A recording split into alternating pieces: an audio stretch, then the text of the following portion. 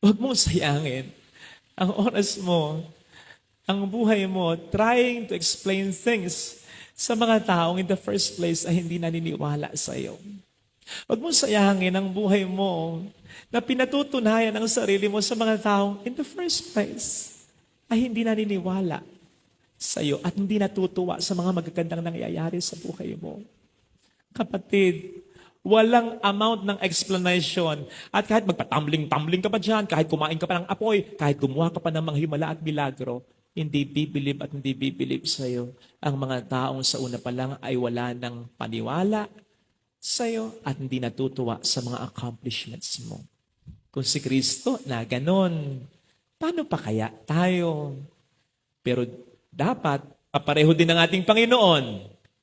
Live on. Move on.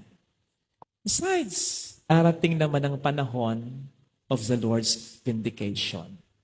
Darating ang pagkakataon na ipaghihiganti tayo ng Panginoon. Darating ang pagkakataon na ang magtatama ng isipan ng mga taong nag-accuse sa atin ng mali ay ang Panginoon.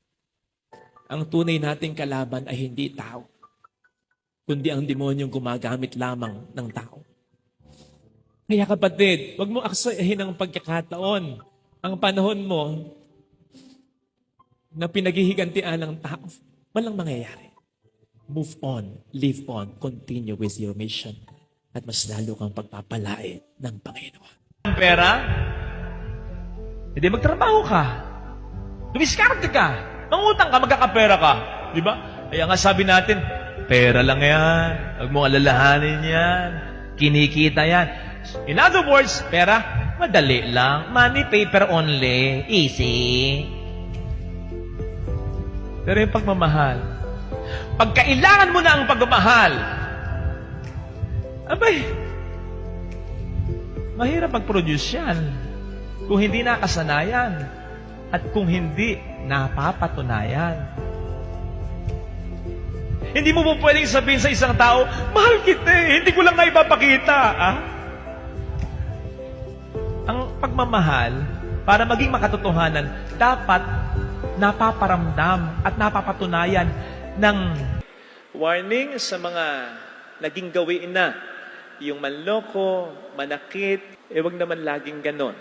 Kasi alam naman ng tao, alam naman din ng Panginoon, kung hindi natin sinasadya, o kung tayo nagkukunwari lang, pero sa totoo ay manloloko at gusto talaga nating sakta ng Diyos at ang tao. Alam ng Diyos yon.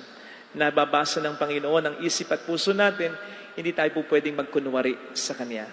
Alam niya kung tayo'y karapat-dapat na bigyan ng tsansa pa, at alam niya kung niloloko lang natin siyang talaga. Ganon din ang tao, sapagkat maaaring ang pag-ibig ay nakatatanga. Pero nagigising rin yan kapag laging niloloko at sinasaktan. Hindi ka pa nagtataka na sa kabila ng lahat, nagdarasal ka pa rin, umaasa ka pa rin na may magandang mangyayari sa'yo? Ang totoo, hindi ikaw ang nakahawak, siya na ang nakahawak sa iyo kasi matagal ka nang nakabitaw. Ayaw ka lang niyang pakawalan sapagkat marami pa siyang plano sa iyong buhay. Do not stop hoping. Do not stop praying. Do not stop believing. Kahit na your world is crumbling. Ano ang sabi sa Ebanghelyo? Your redemption is coming. Lalong-lalo na yung marami ng pinagdaraanan sa buhay niya ngayon. Ang dami nang nangyayari sa buhay mo. Ano? Sasabihin ng Diyos, ibukas mo ang mata mo. There's more! Marami pang mangyayaring ikadadown mo. Hindi ganun ng Diyos. Kung marami nang nangyari sa iyo, and yet you're still believing, God is telling you, keep watch. Your redemption is coming. The solution is coming. The blessing is coming.